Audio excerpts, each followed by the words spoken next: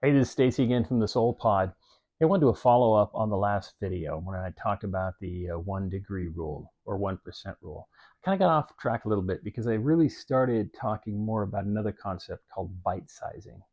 It's also known as the 1% better rule, which encourages you to do something to become 1% better at it per day, which is the two kind of overlap a little bit, and I sort of went off track. So I wanted to clarify a little on the 1% or 1 degree rule. The 1 degree rule really says that you work at you work at change by doing something, committing 1% of your time to it, or giving 1% more of your energy to it, and then holding that thing, continuing that thing. So basically changing a behavior. Here's one example is this. So I started putting change in a jar years ago, just because back when I had kids living at home, and it was cool because I could just show them how quickly money would add up. What was I doing with that change otherwise? I was probably over tipping or leaving it in the car or just leaving it laying around. But by putting it in a little jar, which is a very small change, right? It's not much, it's just a thing. And by the time the jar was full, well, we actually was using a large water bottle, those big ones you put on the tank. When those things got full, they never got full because you couldn't pick them up after they were about that full. And when they got about that full, it was well over $100 in one of those things. This thing, when it's full, has more than $40 in it, which isn't that much money. But you know what? Come birthdays, Christmas, whenever, or if I just want extra spending money for vacation, I'm not doing anything extra. I'm doing one little thing. I just changed the habit of instead of throwing my change around, leaving it in the car, doing whatever with it, leaving it in my office desk.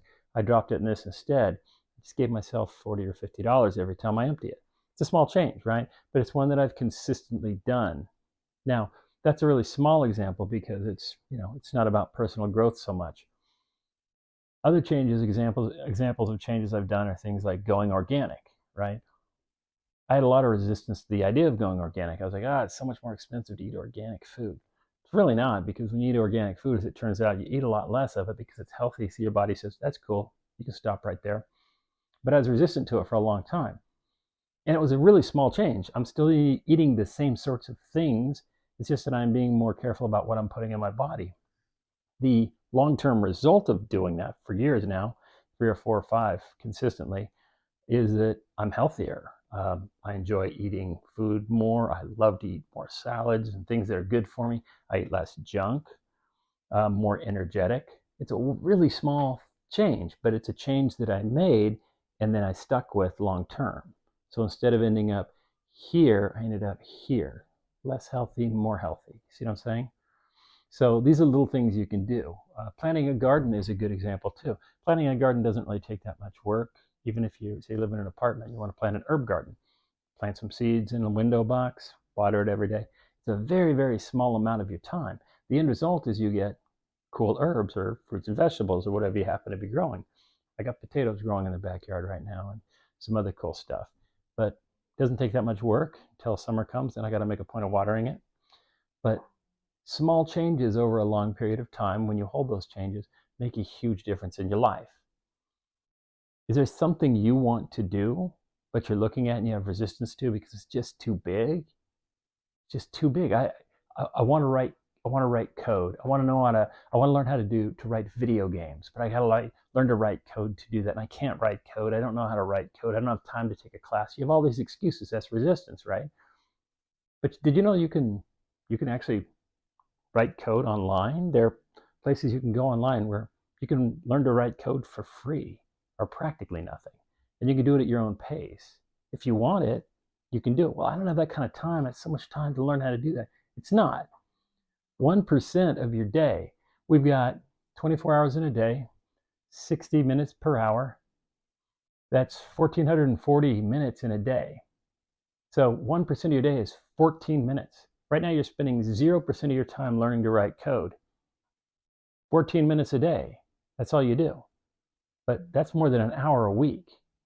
You're spending more than an hour a week writing code, giving it 1% of your day. 1%. And if you do that for 6 months, you'll be in a position to actually start looking for a job doing that. If you do it for a year, you'll be in a really killer position. If you do it long enough, maybe you'll be writing video games, if that's what you want. But that's the 1% rule. One small amount. held over a long period of time. You get it? Okay, it's a little bit different. The thing is, you got to keep the long-term goal in mind and don't get overwhelmed with the resistance. Sometimes it's something small too. I just want to give a quick example.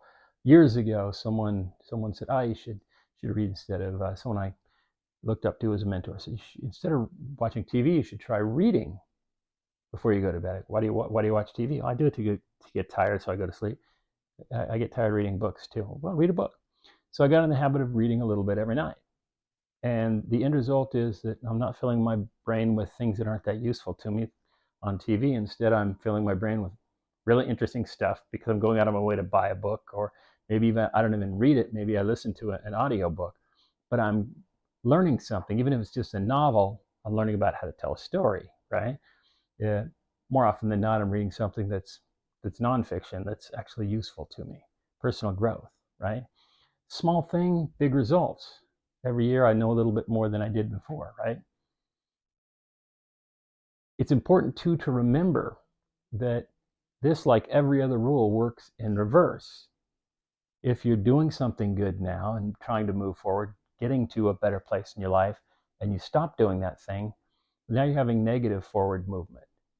And if you're doing less of it, you can have reverse movement. So instead of going like this, you go like this. You lose momentum, right? So be consistent. And it's a small thing. You can pat yourself on the back every time you do it because it's 1%, right? One little thing. It's not that big of a deal. There's a book I want to recommend. I don't have a copy of it in front of me because I have it on audio and I listen to it again and again and again. This is about the resistance I was talking about. Resistance is a bitch. Resistance will kick your ass. Resistance will lie to you. It will completely derail you by telling you stories that aren't true. You can't write code because, you can't become an astronaut because, whatever it is. What is it that you want to do? Think about that right now. What is that thing that you're like, oh man, I'd like to do that, but you got all these buts in the way, right? That's resistance. All those things are resistance. They're trying to knock you off track and tell you you're not good enough, you don't have enough time, you're too poor, whatever the excuse is. Read the book. Read the book, The War of Art by Steven Pressfield. I'll share a link down there. Click on it. Anytime I recommend a book, it's a book I genuinely recommend. But anytime I recommend reading or anything like that, it'll be a link probably to Amazon, and it'll probably be an affiliate link, which means you get the book at the same price, but part of your purchase goes to support the show. So I appreciate that. If you do happen to buy the book, use that link.